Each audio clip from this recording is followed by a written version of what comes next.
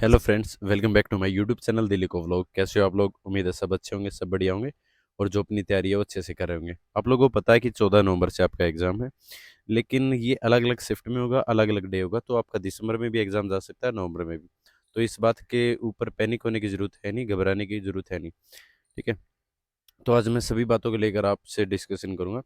सबसे पहली बात कि दिल्ली पुलिस कांस्टेबल की आप जो जॉब देख रहे हो, जिसका आपका एग्ज़ाम 14 नवंबर से स्टार्ट होने वाला है, उसके अंदर आपकी सैलरी कितनी है?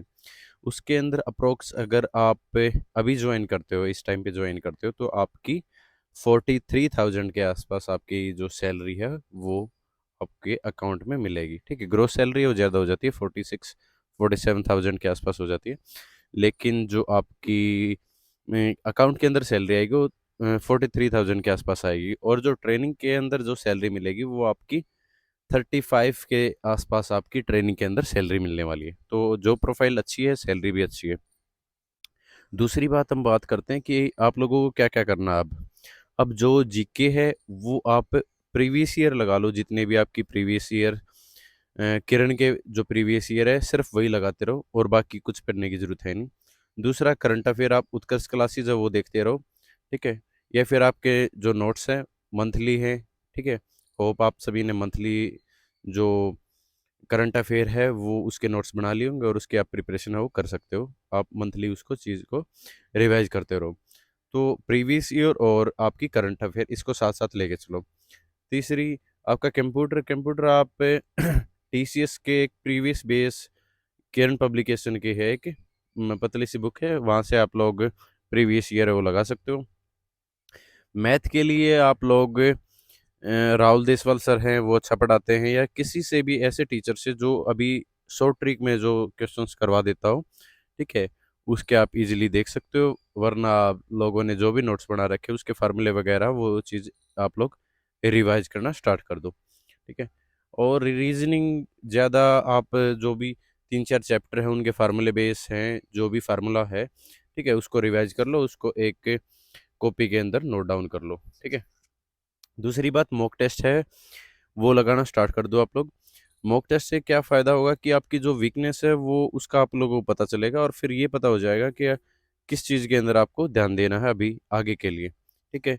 और मॉक टेस्ट में अभी मेरे हिसाब से आप लोगों के 65 प्लस बन जाने चाहिए। अगर नहीं बन रहे तो आप लोगों को एक बार देखना पड़ेगा कि कहाँ पर आपकी कमी रह गई है। ठीक है। क्योंकि टीचर में कमी नहीं होती, आपके पढ़ाई करने में कुछ कमी रही होगी।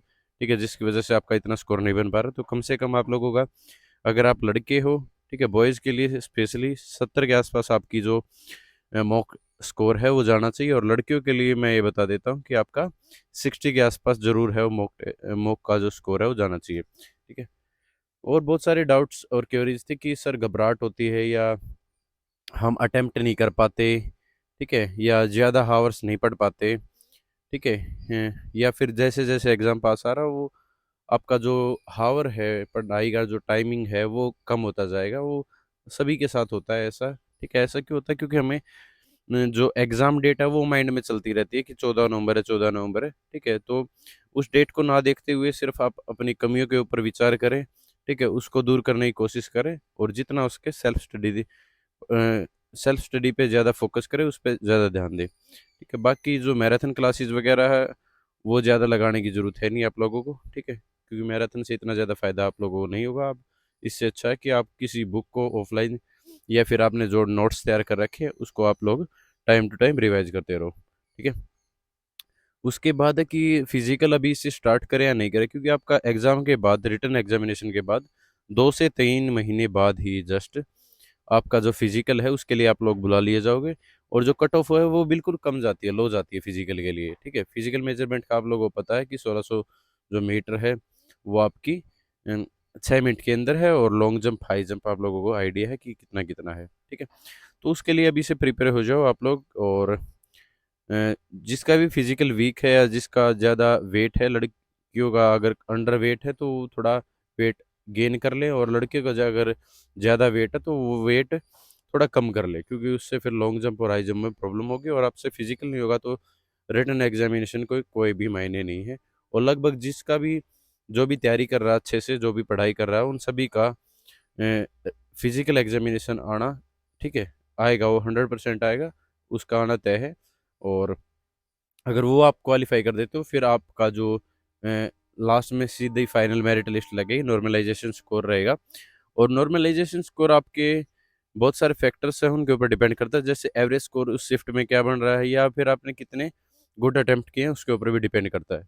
और नॉर्मलाइजेशन में लगभग 5 से 6 क्वेश्चन है वो बढ़ जाते हैं, ठीक है, 5 से 6 नंबर है वो बढ़ जाते हैं, और किसी किसी के 8 या 9 नंबर भी बढ़ जाते हैं, कम बहुत कम के होते हैं, ठीक है, उसमें घटता नहीं। तो नॉर्मलाइजेशन आपका बाद की बात है, आप फिलहाल 65 से 70 के आसपास के गुड अटेम्प्ट करने की कोशिश करो, ठीक है।